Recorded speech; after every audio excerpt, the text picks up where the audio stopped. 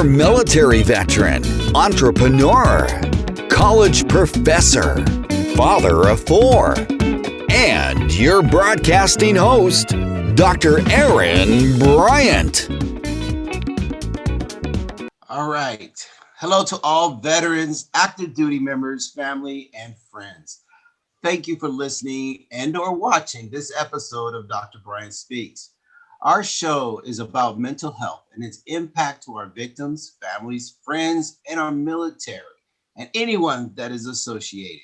My name is Dr. Bryant. I am a certified master life coach and military veteran with U.S. Army Airborne Rangers. Now, in addition to a few more titles that in this case contribute to me having the capability of talking to you now, we are going to dive right into a great show. But if you're new to listening to this broadcast, I want to say welcome and thank you for tuning in. If you are a returning listener, welcome back. I hope you've been enjoying the show on YouTube or listening to any of your favorite radios or streaming podcast networks. Please continue and view the details on the website and all the social media pages titled Dr. Bryant Speaks. So let's talk about today's episode. Not too long ago, I interviewed a legislative expert and veteran, Stephanie, and I'm going to make sure I always pronounce it right because it is very important because you got to spell it right as you actually hear it, but it's Colada. And we discussed trauma, sexual trauma, and the Vanessa Gilliam bill that is pending in Congress. Well, Stephanie is back, and she brings guests that is also fighting to make a difference. Now, if you have not heard, a young man named Brandon Caserta. He was a Navy soldier that wanted to be a Navy SEAL. Fast forward, he died by suicide on June 25th of 2018 at the age of 21. Today, I have the parents of Brandon and Stephanie. So Mr. and Mrs. Caserta, I apologize, I get emotional because this does impact me personally. So I get the stuttering, and it's not because I don't know my craft. It's just that I find this a very emotional topic. So I might be the first to tear. So I want to make sure we put that out there now. But I want to say first, on behalf of my team here at Dr. Bryant Speaks, we are so very sorry for your loss and the trauma you and yourselves and your family has experienced. Thank you. It's been very hard the last 2.5 years. Yeah, I imagine that, you know, people always say time flies, but maybe it's not really flying in your case because, you know, it's losing somebody in your life like that. It's like everywhere you turn, left or right, a small element of what's in the home reminds you. And so it's a continuous cycle. I mean, unless you actually lose a child, you can't possibly imagine. You want to have anything to say related to that? And it's tough.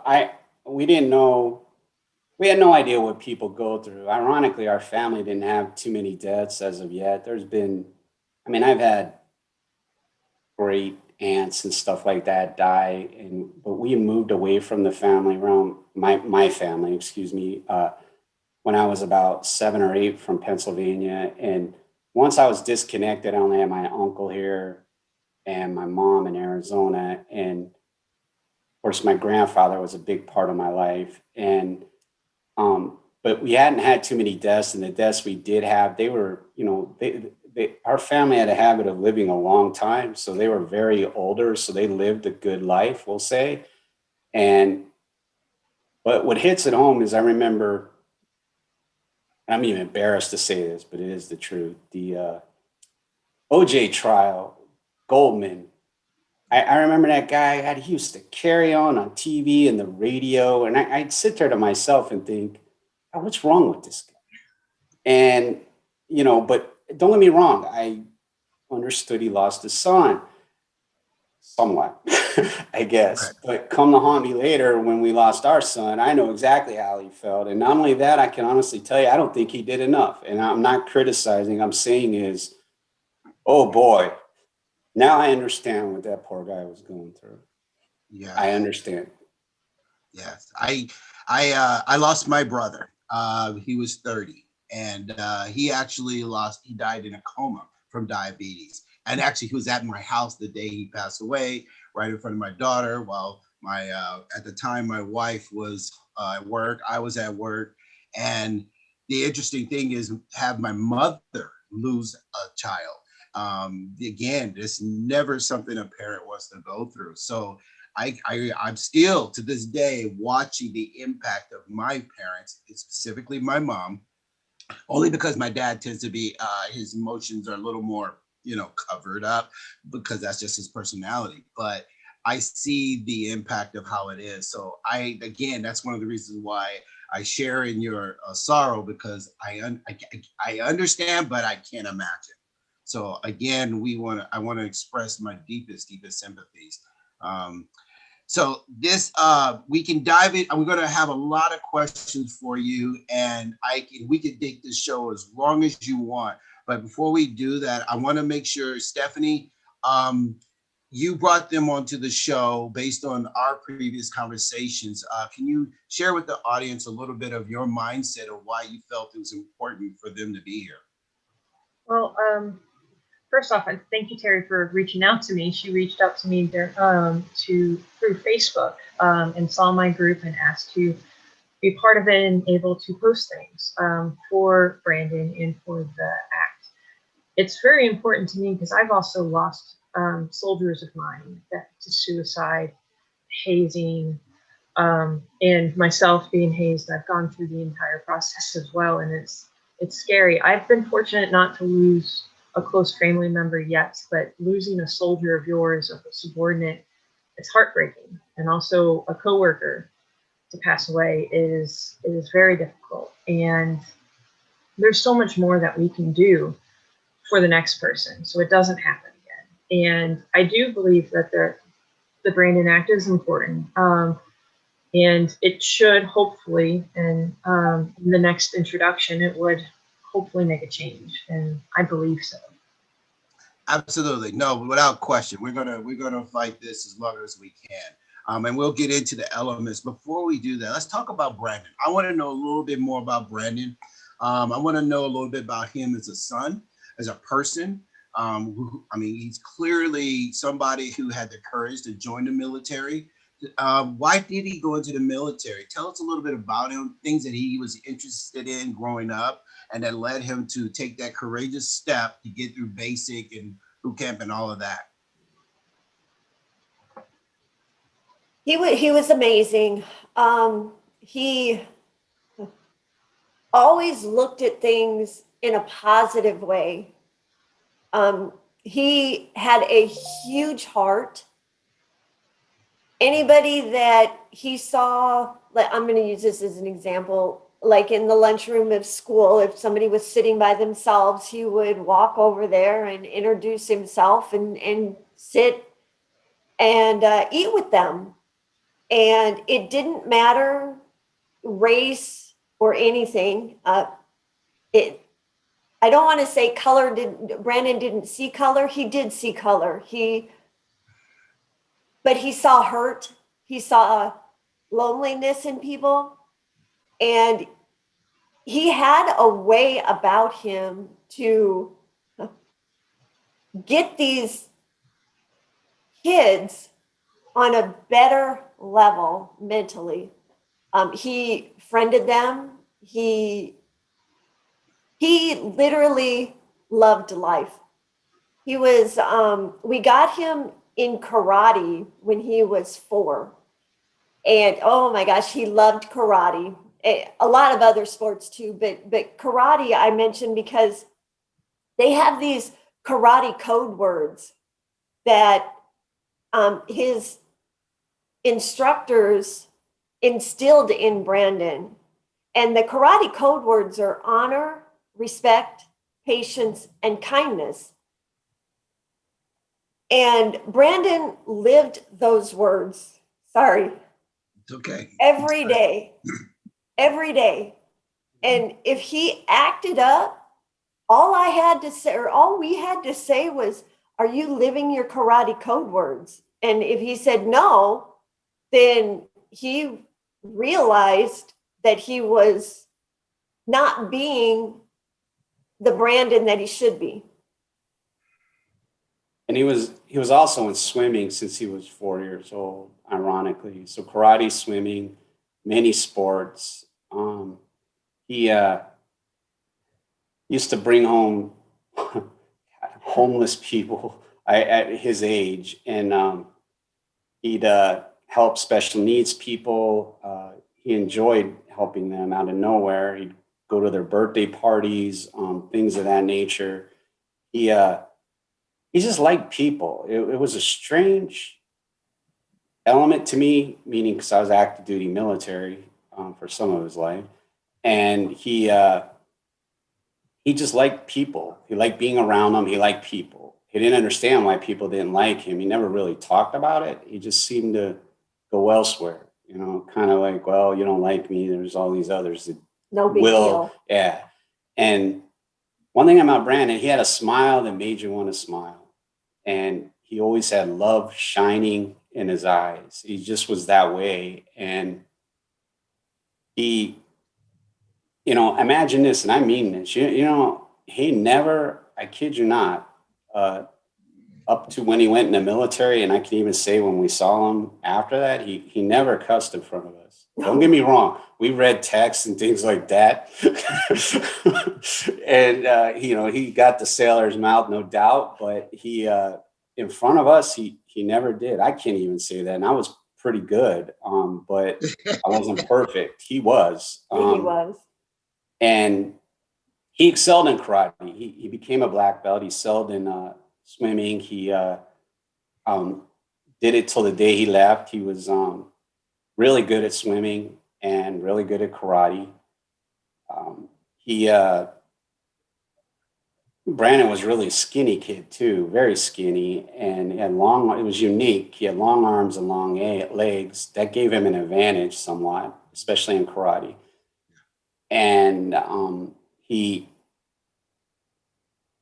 just, I don't know, it was a joy to be around. And what was amazing about him is, we'd go together. Sometimes we'd have to go alone, but every teacher parents conference we've ever gone to, they always said how much they liked him. They'd always say, first, I want to tell you of this great kid. And I don't think that was a standard line they were doing. Well, I'd been standing there when they were doing people before me. So he just had a way and he was good. He listened and he was good. And he truly was. Never been in trouble his whole life. And take it a step further, two of his best friends, he met them before he joined the military. We'll say they were in training to become SEALs someday.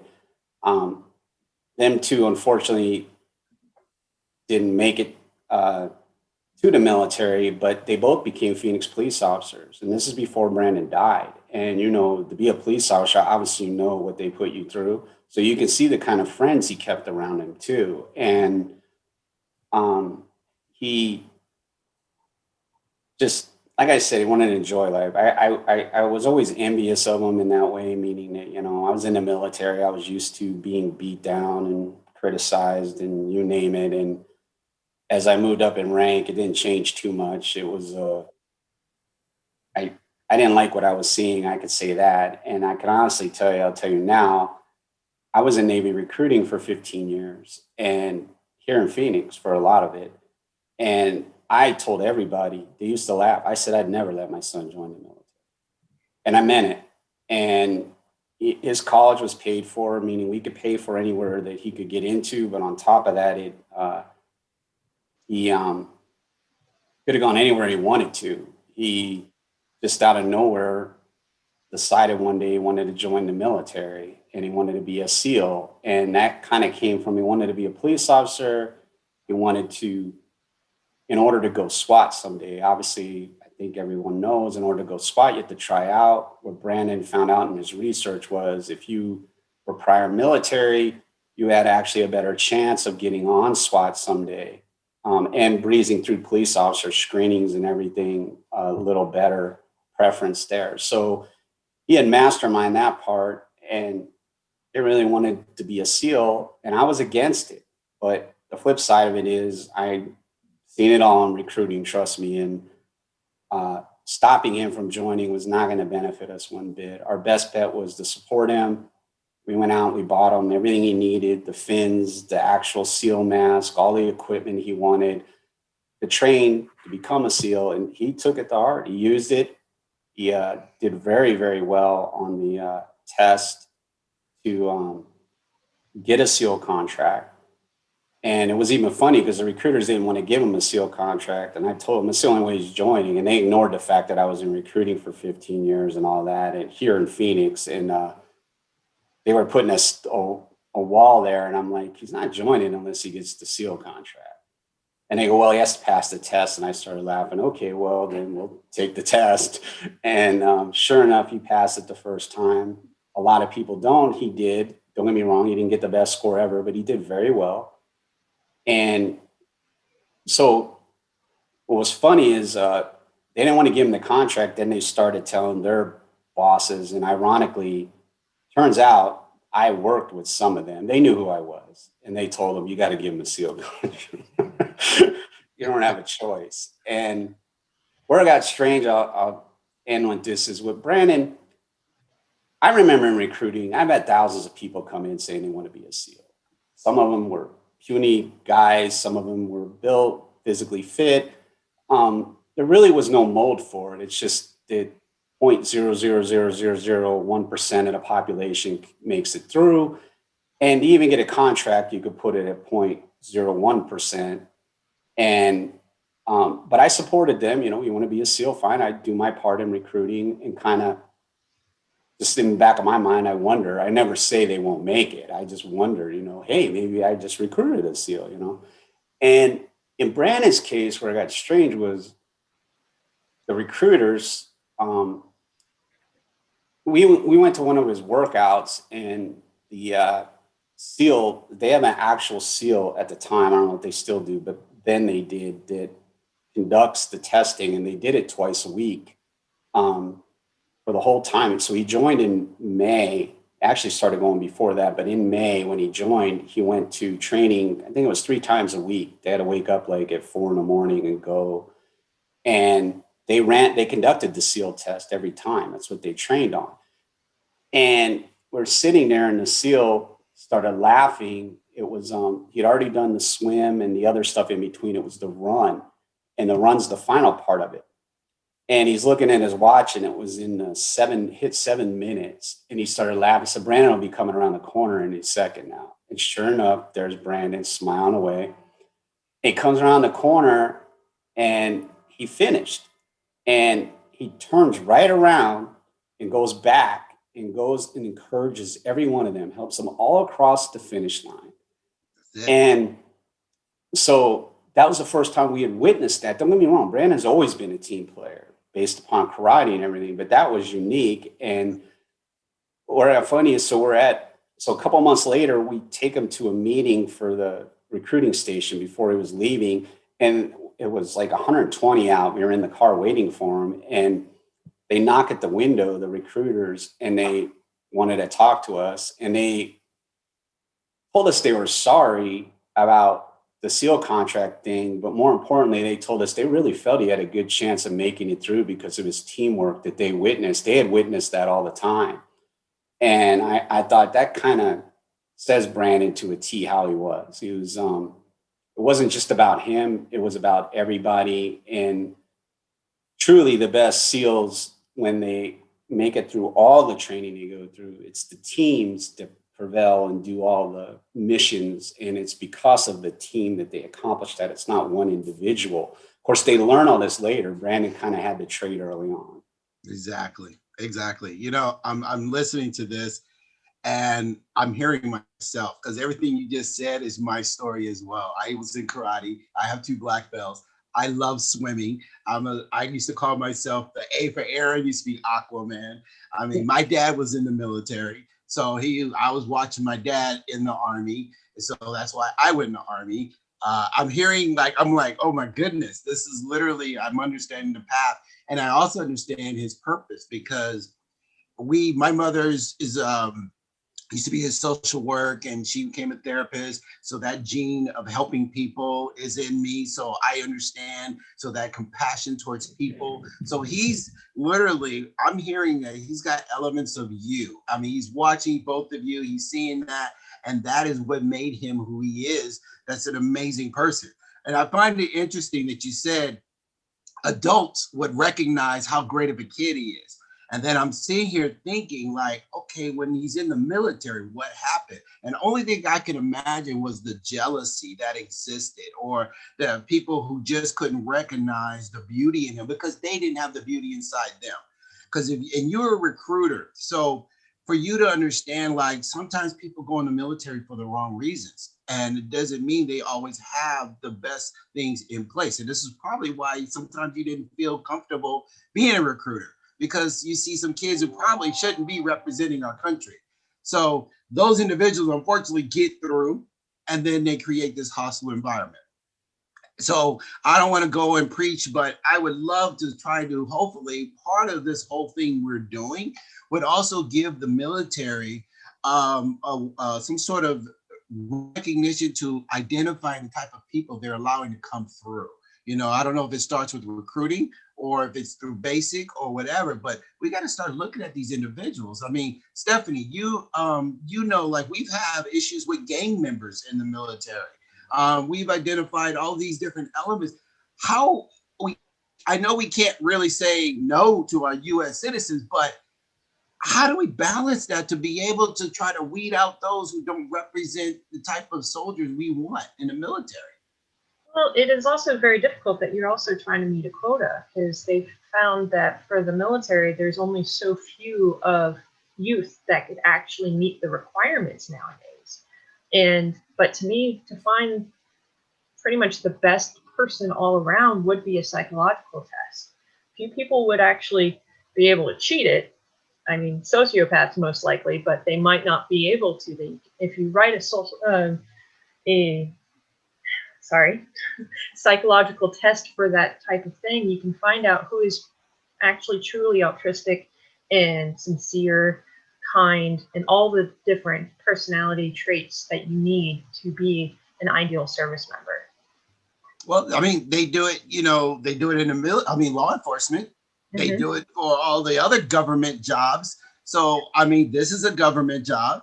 Now, I get that, you know, I remember when I applied for the academy, I remember that, you know, these things are not cheap. My mom, like I said, she's a therapist. And I remember she would bring home a little packet and she would ask us to complete this little personality thing. And she would tell us, this is normally cost XYZ. This is not cheap, but I'm just curious.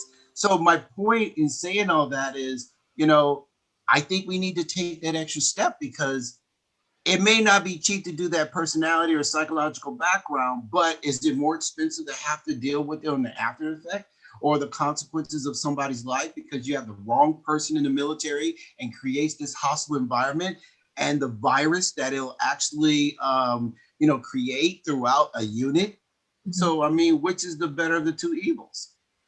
But I will stand down.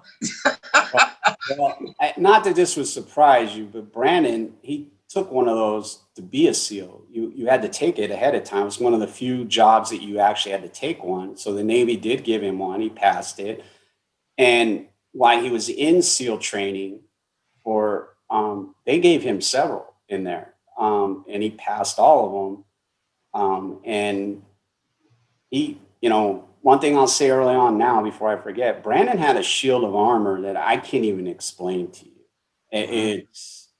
That's where his story, as we go on, you will see it's very unique. But again, as you're already alluding, we already know based upon talking already that toxic abusive leadership and abuse of power, they have a power of their own too. Yeah. And, but he had a shield I wish I had. I was not like that. I mean, don't get me wrong, I could do high stress like nothing, but in Brandon's case, he just had it all. In particular, just the way he handled things. He knew how to avoid conflict, and he knew how to stay away from issues. It's like he knew ahead of time, like he could see them before they kind of happened somewhat.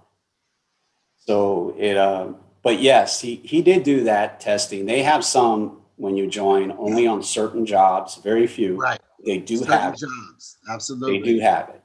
Yeah. So they had it in certain jobs, like for Rangers, same thing. But it's just to protect that specific unit versus who are we letting in the military. But I agree. And you said he did his due diligence to understand how to become a SEAL. So he was prepared. He sounded like he knew what he was walking into, and he was prepared to serve our country and do what he needed to do. So let's, for the audience, quickly explain what happened when with the situation with the SEALs and how he was not able to continue forward related to the injury, and then he ends up at his unit. Can you give us a quick summary about that circumstance? Okay, well, obviously he went to pre-buds and passed. So then he went to Coronado, step in if I missed something, to do the actual SEAL training. Probably in like week 2, he started having leg pain. And he at first thought it was just shin splints. Of course, as active as Brandon was, he knew what shin splints were. So at the onset, that's what he thought it was. Well, it kept getting worse day by day. So he finally was able to go to medical, and all they did, and he did ask for an x-ray, but they told him no, that it's just severe shin splints and to, go back to training. So he did, of course. And then it just kept getting worse and worse. How many times did he go? He went again. He went again. And of course, again, he was denied x-rays. So I can't remember the exact day. They were during training. This is in his 3rd week of training. I believe he was 2 weeks from Hell Week is what they call it. They were doing boats on head. And apparently he tried to get somebody to switch with him because he knew his leg couldn't take much more, but nobody would switch because once you get a good spot, you want to stay in. So he fell, but he got back up and ran under the boat again, and he fell again, and this time he passed out. Well, what they did is they picked him up and threw him in the back of a pickup truck and took him to the famous Bell, and he woke up in the pickup truck. And he argued with the SEAL trainer at the Bell, telling him, I need medical. I'm not ringing this bell. And apparently he argued with him for 10 to 15 minutes. And the instructor is the one that rang the bell for Brandon. And that is against regulations. The trainee is supposed to ring the bell when he taps out. All he needed was to go to medical, and but they didn't allow him to. So they transferred him immediately. And when he got to 32nd Street, Patrick told him he needs to go to the doctor and get an x-ray. Well, he did go to the doctor, and the doctor told him he reluctantly would give him an x-ray, but not to expect anything. So he got the x-ray, he let Brandon leave. And within half hour to an hour, he calls Brandon and tells him that he has a broken tibia in 2 places and he needs to come back. So that's how he ended up not making it through. And they never let him or took him to medical, which is another strange thing. Now, right. I want to point something out. Everybody can look this up. 2 hours after Brandon collapsed is when, if everybody knows the name or not, Loveless was drowned, and it was ruled a homicide in the pool. We believe it was those same people that rang the bell for Brandon. Brandon said he would have been in the pool with him. He knew Loveless. And he So everything changed after that with SEALs, actually for the better. Some will probably say it's not as hard and all that. I don't know. I'm just telling you that some of it changed. But he did die that day, ironically. And when I found out about that in particular, because everybody always asks this question, so I'll answer it now. Why didn't you go back and get him back in the SEALs? Well, we drove out there. We were already on our way there to go out there before he went to the doctor, because we were in Phoenix. San Diego's not far. And when I saw Brandon, I talked to him and I said, hey, we'll go right to Coronado right now. I'll get you right back in there. I guarantee it. And he paused and he looked at me and he told me, he said, Dad, there is no doubt in my mind that you will get me back into SEAL training based upon course of events. I have a broken leg. It's self-explanatory. Loveless died. You'll get me back in. But he said, they will never, ever let me through. I will never make it through if you do this. If I go back, I need to go back on my own, do the 2 years and go back. And that was Brandon's plan at the time, to go back in 2 years. That's basically military rules on that. And there's no guarantee, but that is the rules. So that's why I didn't go to the command, because I would have had him back in with the click of my fingers. I guarantee it. In particular, the broken leg, they would have been not only embarrassed, they wouldn't know what to say. But ironically, I believe the people that drowned Loveless are the ones that rang the bell for Brandon. I don't have evidence. I'm just telling you, it just fits the MO of course of events 2 hours later.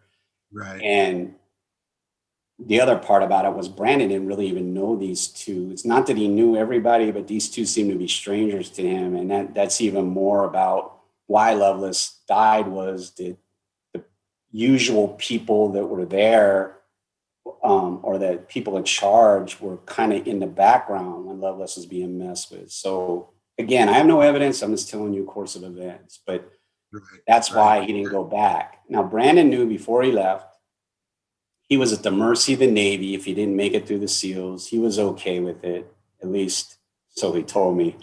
And all his friends, there was about 25 of them here training before they left for SEALs. They all had SEAL contracts. They all left at different times, and none of them made it through.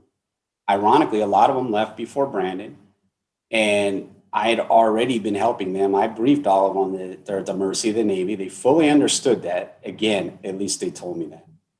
Right. As they failed out, they called me, because there's a process. It's called reclassification. That's where they give you a different job. And Brandon had every one of them call me. I talked to him. I said, when you're going through that, I'll help you. I'm a Navy counselor.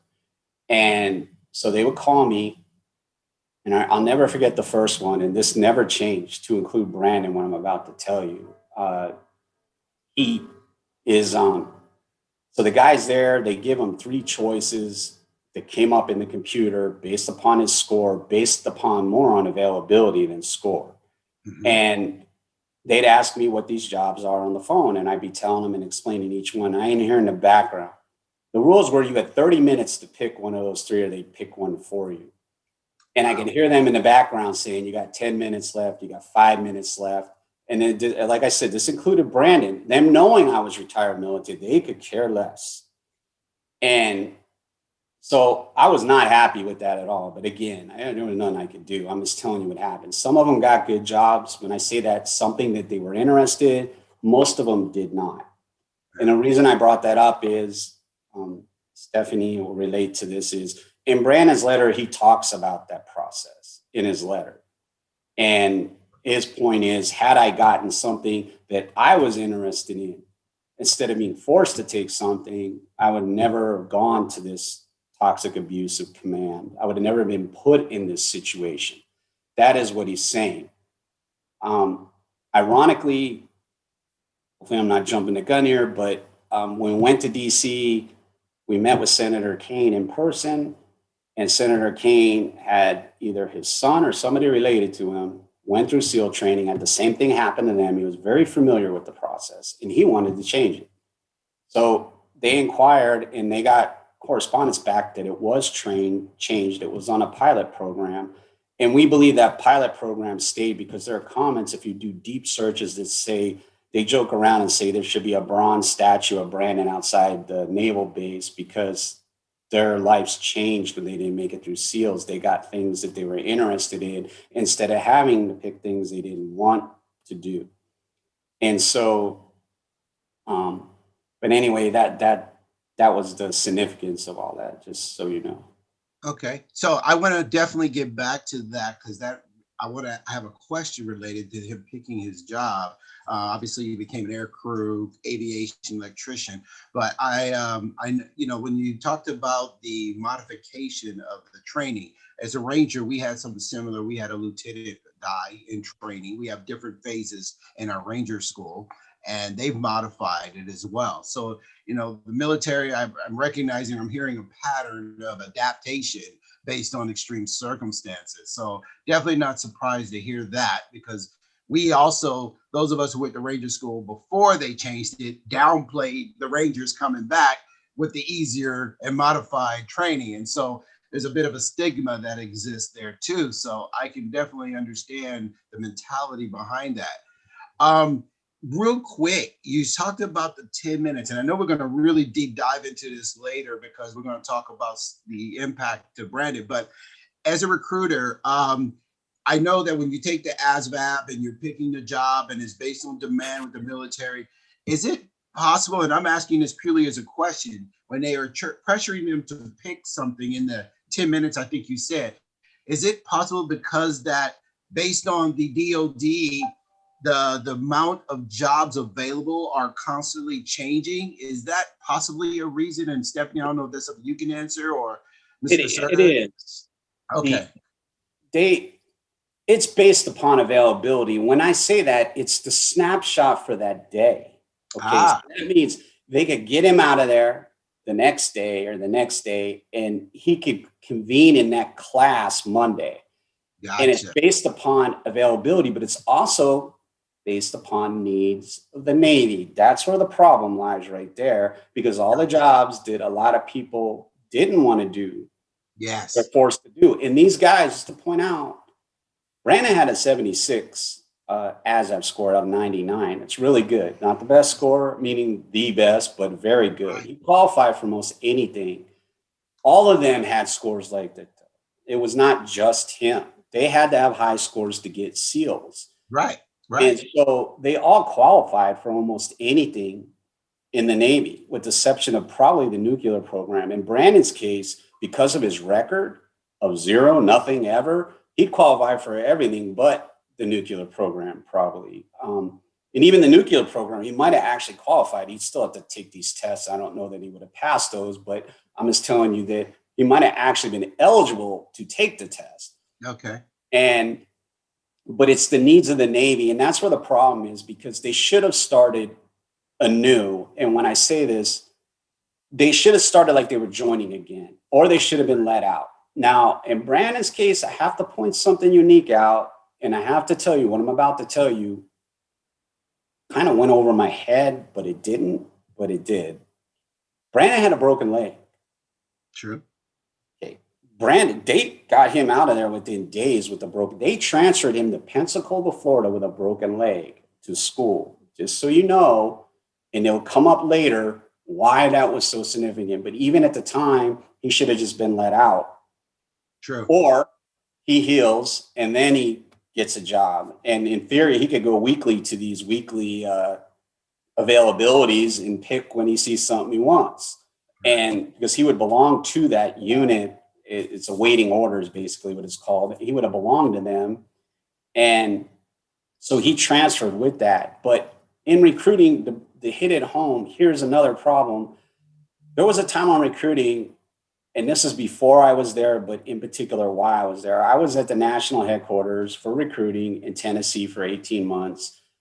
And that's where they give the jobs for people joining. Okay, and they're getting them from the same spot, that 10-minute thing I talked about, okay?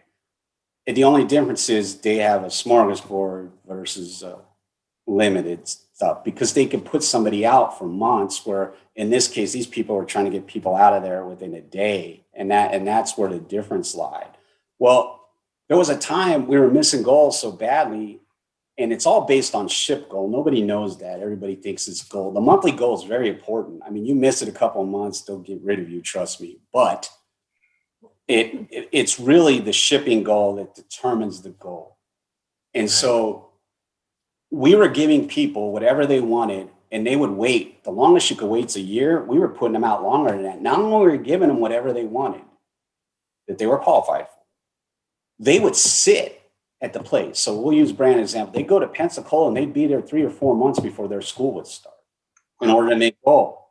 So they have the ability to do it. And remember, these people are their own. They're in already. They're the top people in theory. And these people should be taken care of like that. So in other words, if you had to send them somewhere waiting a couple of months to start school, then so be it. They at least deserve that. They've earned that. And they could have done that. But I'm telling you, I witnessed them.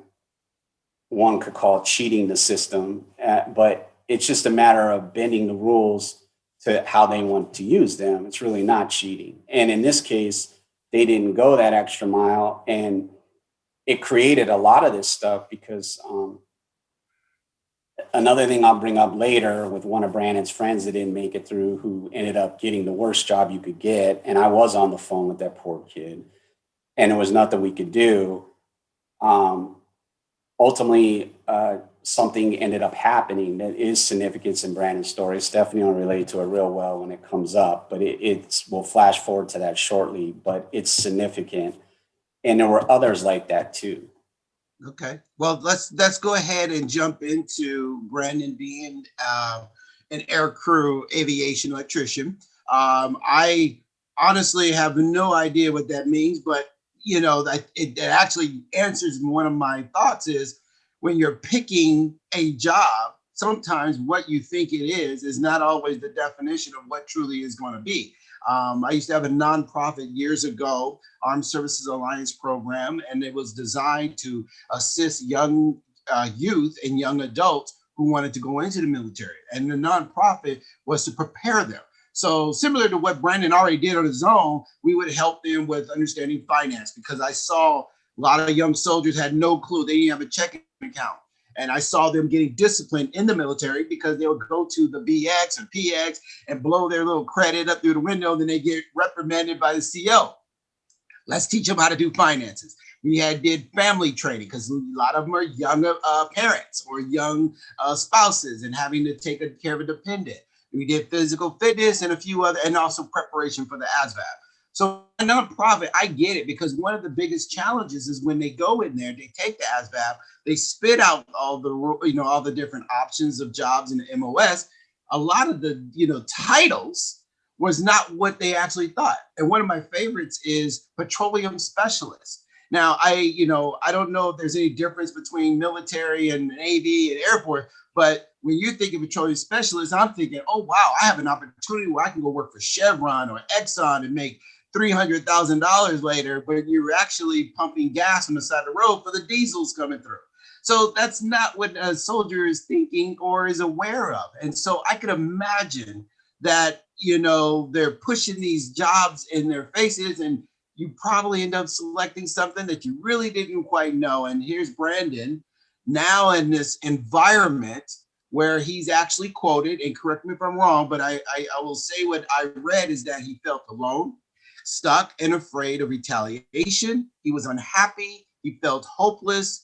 And, so with all of that, the personal setbacks and the daily abuse from his superiors,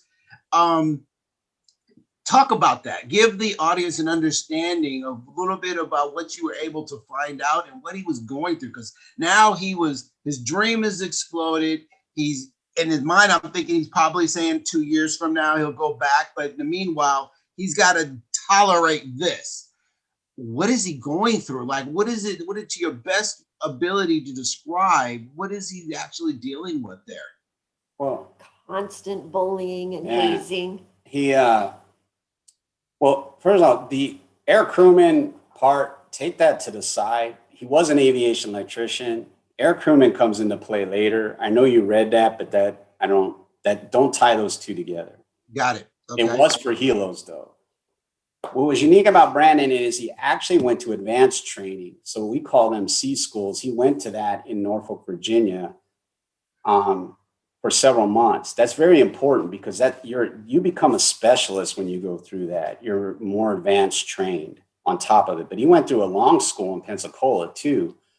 And what was unique about the rating Brandon got into, there's two sides of it. There's electronics part and electricians part.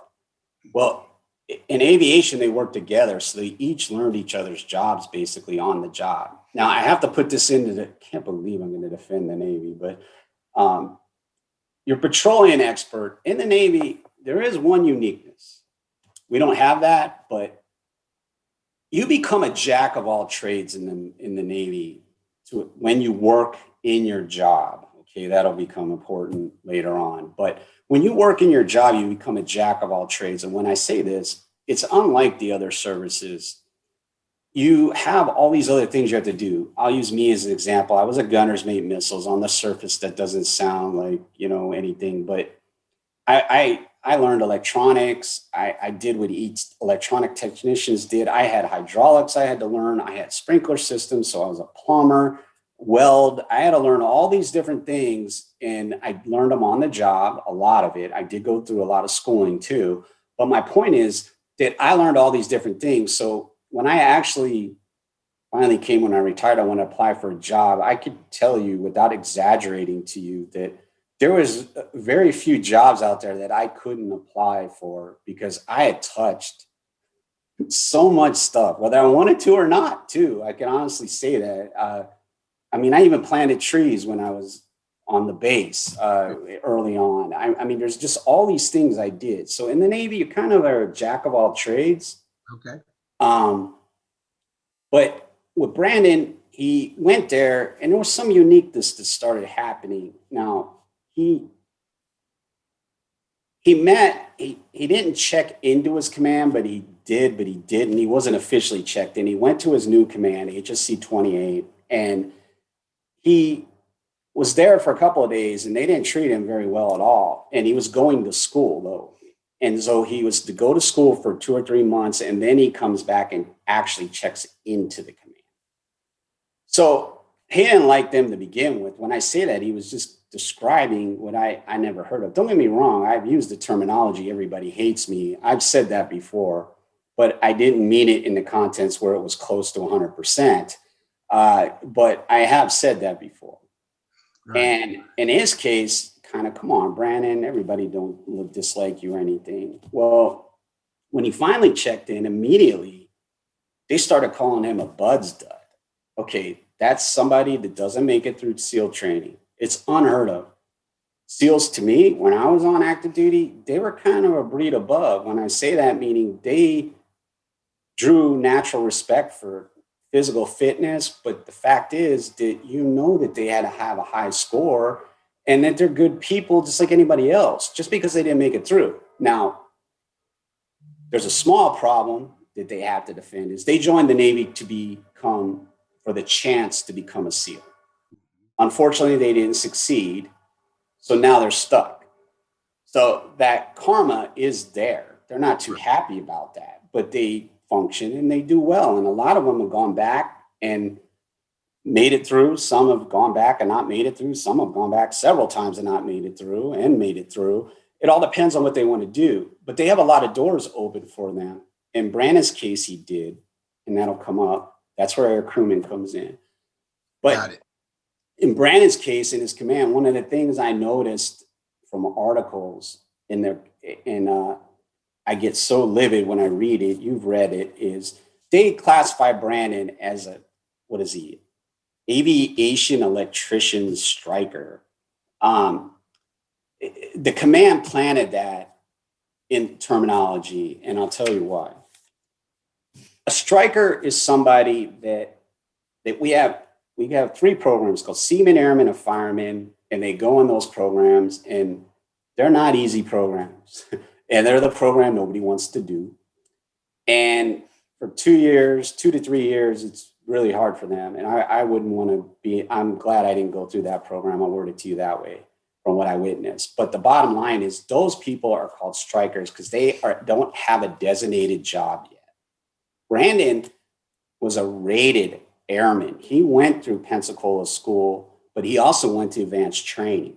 Okay, he's not a striker, never was a striker. Got it. If he wouldn't have made it through school, he could have been considered a striker, but he did make it through school. So the command planted that, and here's the reason. When he checked into command, immediately they had him, I'm not lying to you, selling candy. You could call it a snack bar if you choose to. I sell it. I call selling candy. They have Brandon selling candy. That is what he did for literally most of the time he was there. He was there over 2 years, and he sold candy. Why did they have him selling candy? Well, that's a good question, because I will tell you this.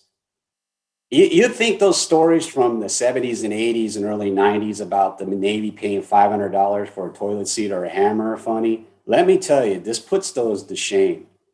Because I know from recruiting, it costs $100,000 a year for every E1, 2, or 3. That's what it costs the taxpayers.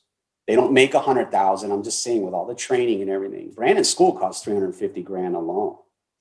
So we're paying somebody $100,000 to sell candy. Well, there's not one of them. There's 4 of them. So $400,000 a year. There are 13 Helo squadrons in Norfolk, Virginia. Take that times 13, but take it a step further. Every aviation squadron in the world does this. Every one of them.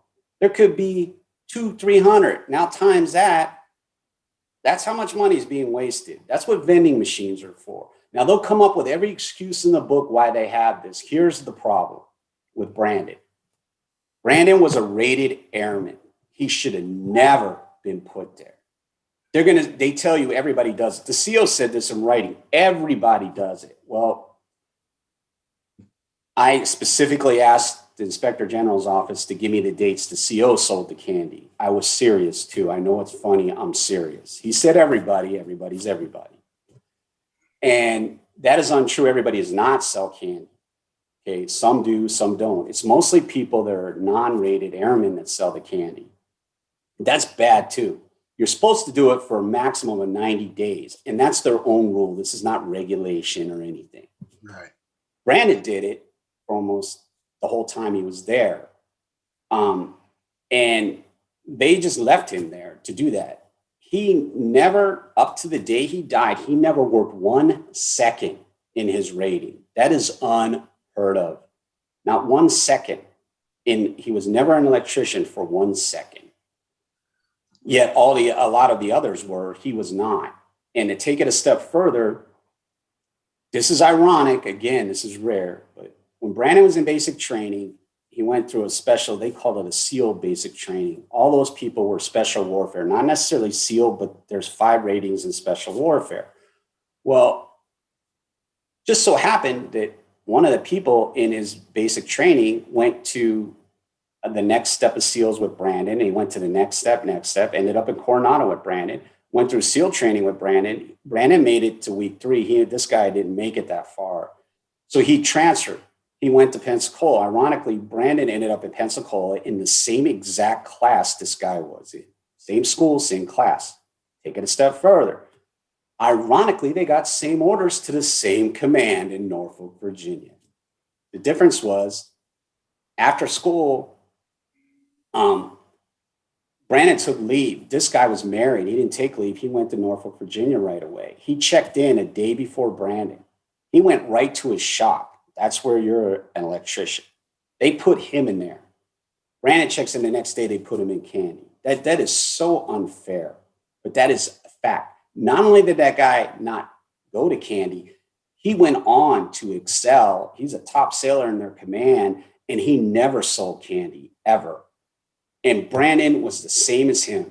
Now, that guy was a little older than Brandon. Again, he was married, but that has no difference as far as the military is concerned. And it just breaks my heart to tell you that. The other thing is Brandon, this is where that uniqueness of his childhood we told you about comes in. They love Brandon selling candy. Brandon was the best candy seller there ever was. Reason being is they'd send him to Sam's Club. Somebody'd have to drive him with the credit card of somebody that hadn't been in the command for 4 years, illegal again. And he'd buy all kinds of candy, but he knew what people wanted.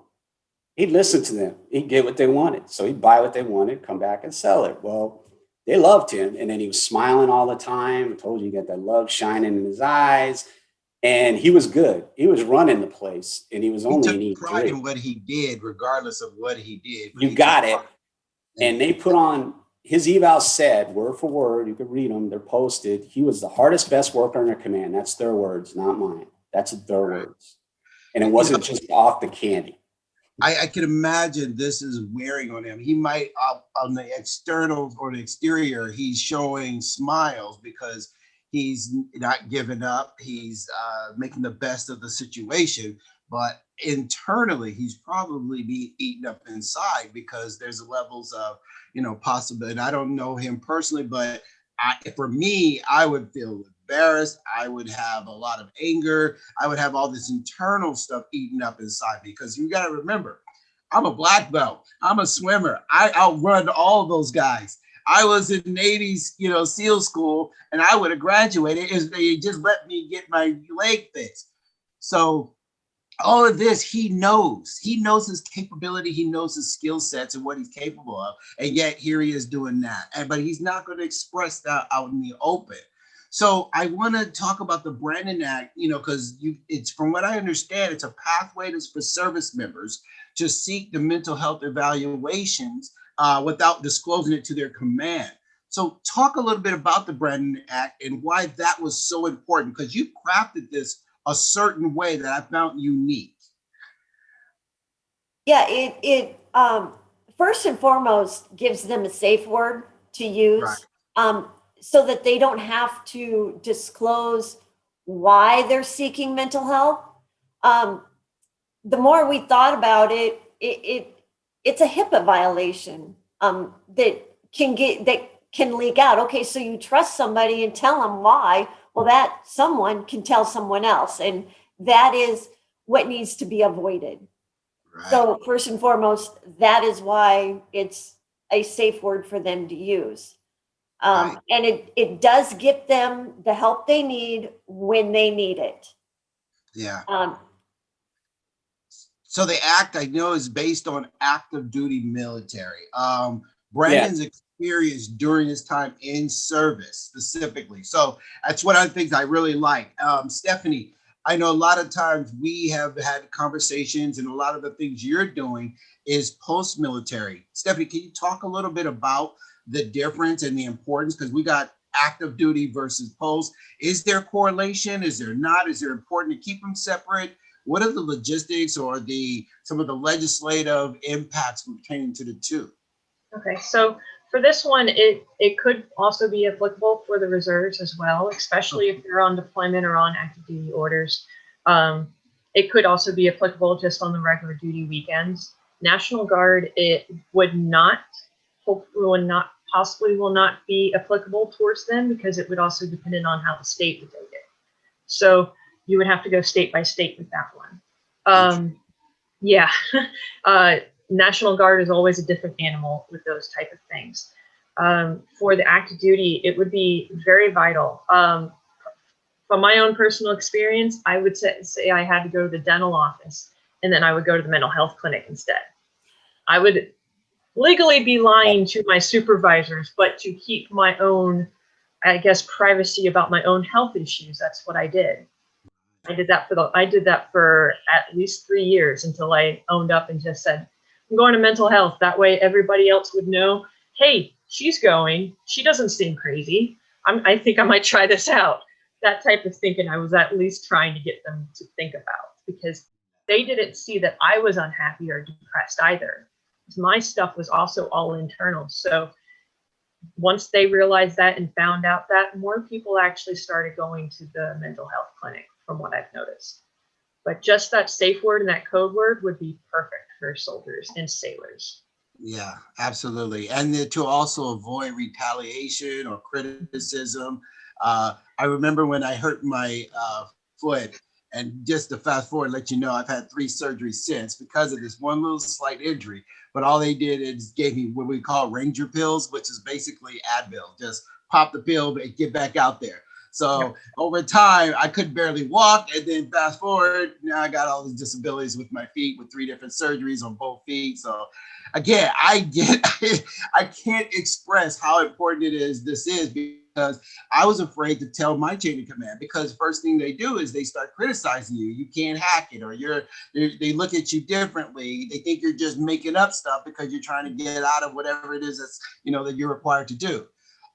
So let's go to I found this to be one of the probably the most I want to make sure I use the right word, but most impressive things that Brandon did.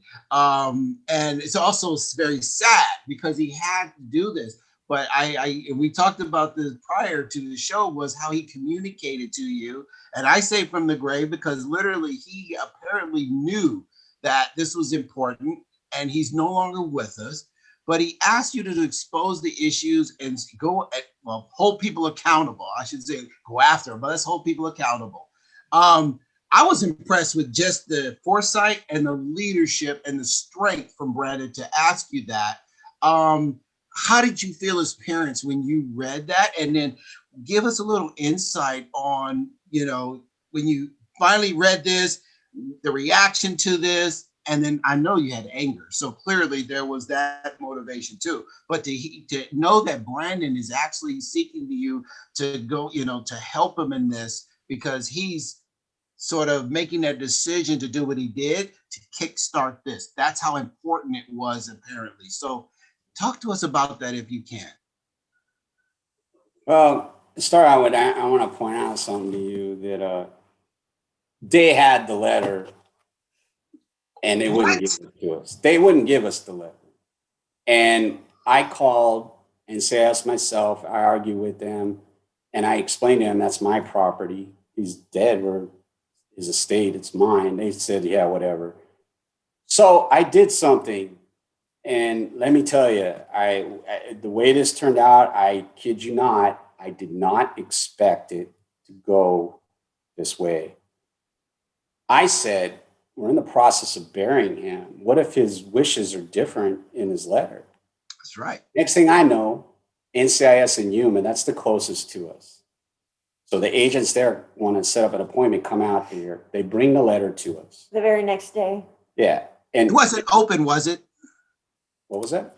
It wasn't open, was it? Was it letter in a it's open. They opened it. Oh yeah, they had already opened it, made copies, done all their stuff. And we didn't even see the envelope. Right.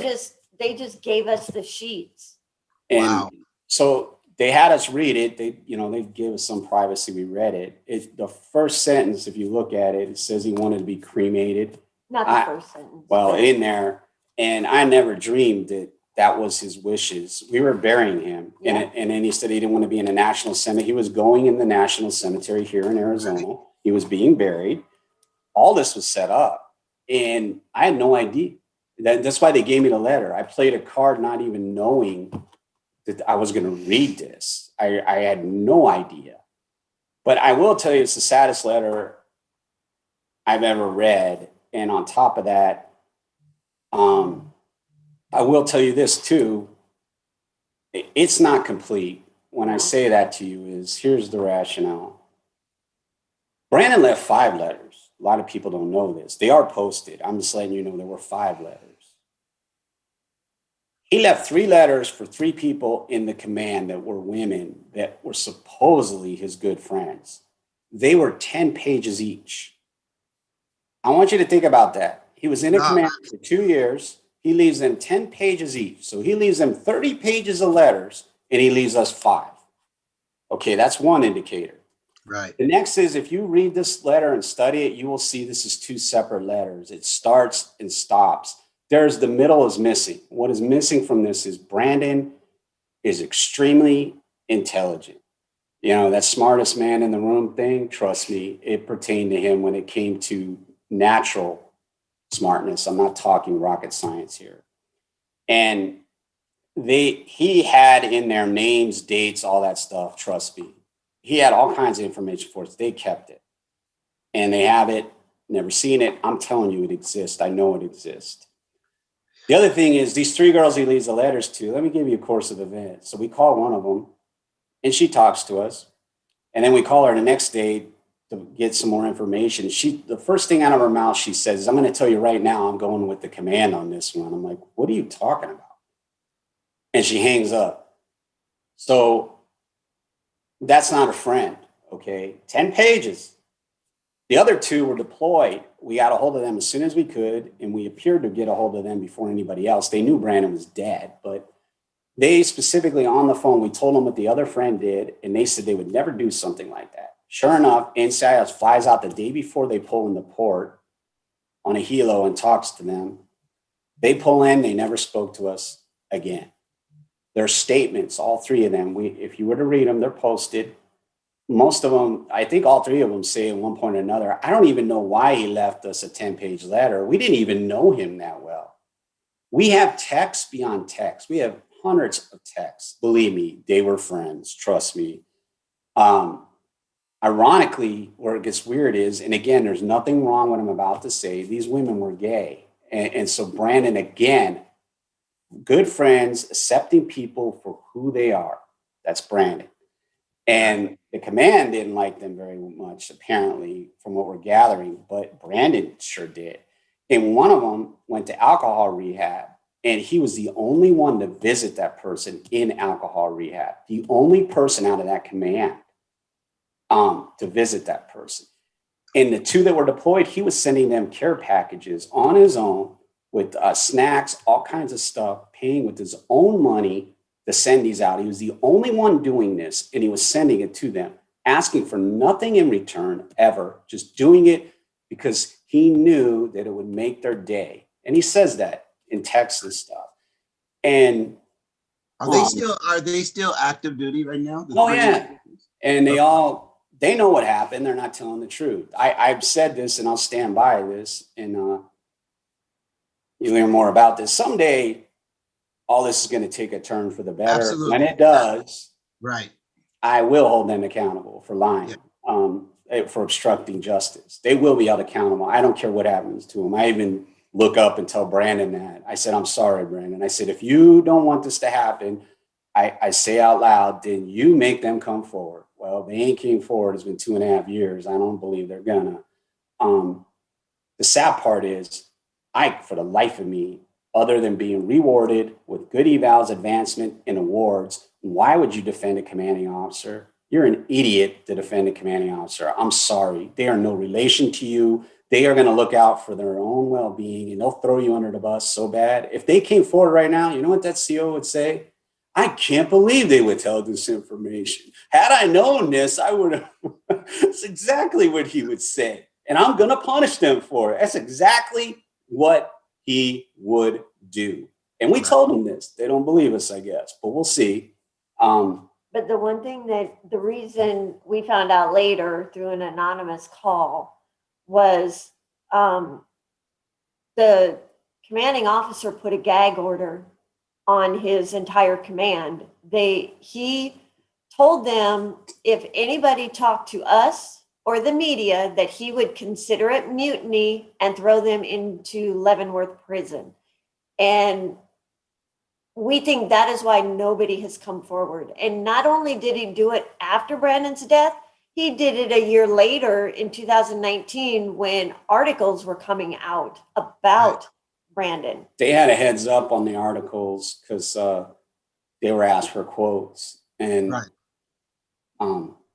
that was even funny because, we had no say in this, but they asked for quotes. The reporter did. We had met with her in Washington when we were there, and they gave her quotes and they lied in those quotes. These are factual lies. They say they invited us to the memorial service. They did not invite us. This is factual, backed by the people that came to the door to tell us our son is dead, who makes the travel arrangements and everything. Second is so they gave the quotes for the article, and what happened is there was 2 articles. Someone else was doing an article. That article came out before the other one. So that article came out. they thought, hey, we gave a quote, we knew about it, we briefed the command. Well, 2 days later, the actual article they knew about came out. That caught them by surprise. From military.com. They got nailed right there. But again, this was not planned. We had no say in the matter. It just happened that way, but they didn't know what to do. But that is what they did. They gave out a mutiny order. Now, my comeback on the mutiny order is simple. I can honestly tell you, not that I'm proud of this, but there have been things I witnessed that are wrong that I couldn't do anything about, but I haven't honestly reported things. Okay, you can do it and make it not look like you. Okay, I've done it. But I will tell you this, and I'll stand behind this to no end. No command I was ever in ever had a death. It's not because of me, because deaths are rare. They used to be.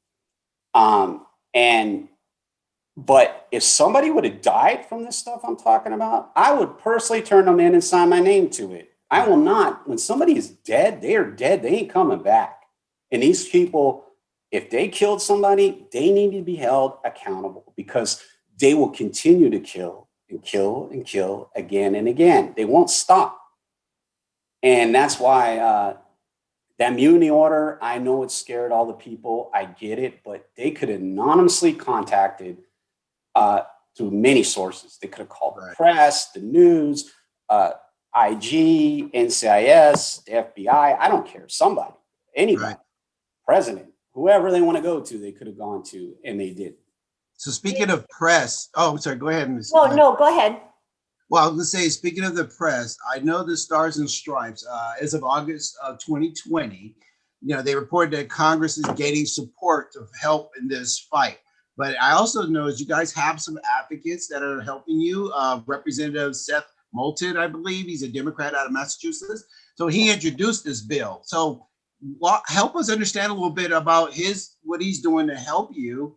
And Stephanie, you being a legislative analyst, elaborate a little bit about how that goes about, because we have listeners who they may have thoughts of visions or understandings of what they need to do. And sometimes, our politicians don't get the best of in recognition, and height of, certain, people that we see who don't always do the right thing. But we also have those who are out there fighting and trying to do what is right. So how did Representative Seth get involved, and what are some of the things he's challenged with? Okay, for Congressman Seth Moulton, what Patrick and I did in 2019, I scheduled a bunch of appointments with Congress and senators and House of Representatives, and the ones that we had actual meetings with, because we decided we were going to go there and we're going to, meet with them.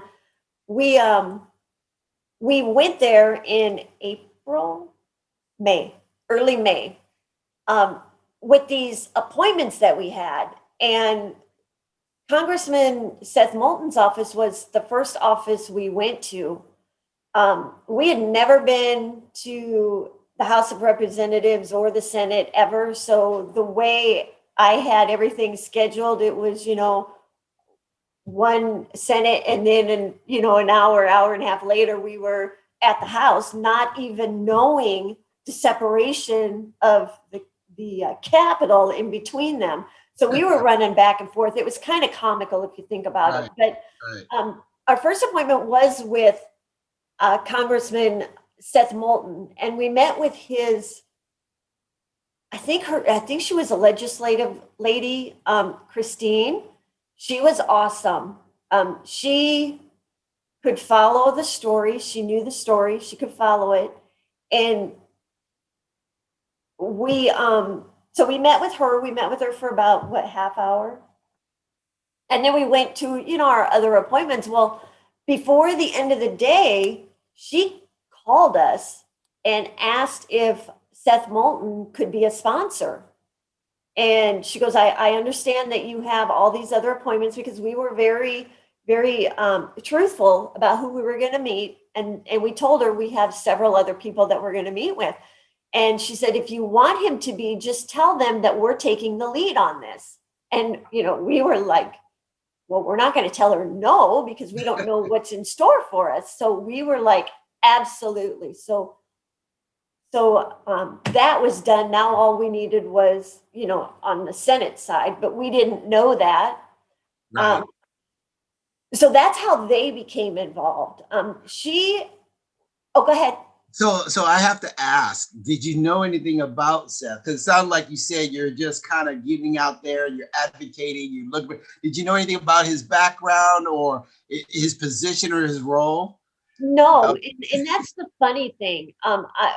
When we decided to take this to DC, the legislation, all I did was contact the Armed Forces Services Committee, and that's who I targeted. And no, we had no idea what his background was. No, and making a step further, it's actually embarrassing. Yeah, I went to, after I got out, after I retired, I went to Arizona State University and I got a degree. The reason I got the degree was so Brandon couldn't use the excuse that I didn't have a degree and I, made it through life. So because I wanted him to go to college really bad. So I ended up getting 2 degrees. One of them was political science. The other one was communication. So Terry sets up all these appointments. I don't think anything of it. We buy a new car, we hop in the car, we go to DC, literally, we drove. And so Congressman Moulton's office is one of them that's funny. I know you know what you know, but here's where it even got funny. This one is more embarrassing. So Senator Kane, we go to his office and they don't even know why we're there. We don't have you listed. Next thing we know, 2 staff members walk in. They said, come with us. And we did. They took us down to the tram. They took us to the Capitol. He was at the Capitol voting, and they took us to his office there, and he was running up and down voting in between talking to us. And he spent a couple hours with us, and he literally knew everything. And of course, that was his area. Norfolk, Virginia is his area. And he wanted to help. They opened up doors. They even walked us. I mean, they took us back in the tram, back to where we were, showed us the door. They walked us to the door we needed to get back. We were taking the subway. And but where it gets funny is, this one's a bad one on my part. I had no idea when I was talking to him, and after I talked to him, it came up later that he ran with Hillary Clinton as the vice president. I had no clue. I kid you not. But see, they taught us in political science. No one knows who the vice president is. Yeah, right. They did teach us that. It's the first question in every class I attended. They always asked that. And of course, nobody knew. I did. I kept my mouth shut after several of them I'd gone to. But in that case, I had no idea that he ran with Hillary. That was embarrassing. But Steph, yes, he was a veteran. We did not know that, though.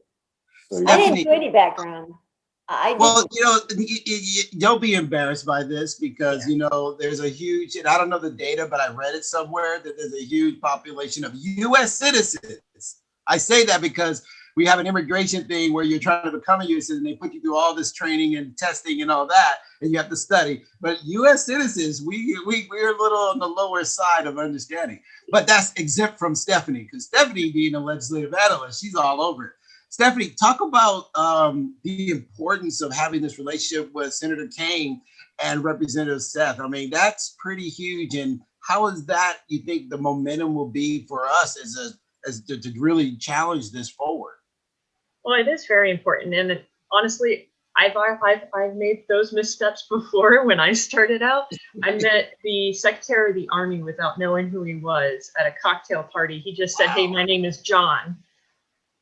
White hair guy in a blue suit. And I went back to my Army Reserve Center. They had the wrong picture under his name. And that's the reason why I didn't recognize him. Oh my. Fair enough. Yeah. Those things happen. And but we just gotta take them with stride. It is very important to have the relationships with the representatives. And I've talked with we've talked before about having the relationship with Senator Mark Kelly, who is the new Arizona senator, which we're kind of excited about. I am too, because he's a former astronaut, and me being from Florida, I'm actually pretty excited about that. And a lot of veterans and current military don't, I guess, quite much weight to it that you can use your First Amendment right to build those relationships with your representatives and senators to make change. Too many people in the military, they feel so small, little Joe Schmo, that they can't do anything about it. But when you do communicate the issues and try to provide solutions to the problems, or at least spotlight the problems in the military, those senators and representatives, it gives them a chance to make the change. And it is slow. It is very slow. And what we've spoken before, the bill that the Brandon Act was in the last NDAA, but was removed at the last minute before the House and Senate overruled President Trump's veto. So it wasn't the only thing that was taken off. The Military Justice Improvement Act was also removed from the NDAA as well. And Do you know what that acronym means, Stephanie? The acronym was a MDAA? National Defense Authorization Act, I believe. Okay. That's All it. right. Correct me if I'm wrong, but at least that's the one. That's what I remember off the top. It sounds good. It sounds good. But yes, both. So we will have to work on getting those reintroduced since the new congressional session started this last month. So we have 2 years to get it introduced and submitted. So that's something that we have to encourage all veterans and current military to try to exercise their First Amendment right to address their issues to Congress. Okay. So what I'm hearing and what I've read, the Brandon Act was not part of the Senate's version of the annual defense legislation. And it's uncertain whether lawmakers will actually decide to keep the measure when members of the House and Senate convene to negotiate the final bill. So if this does not go through, what are your next steps? What's next? I hope you have been enjoying the show. Well, do not go anywhere just yet. We have a continuing episode with Dr. Bryant Speaks.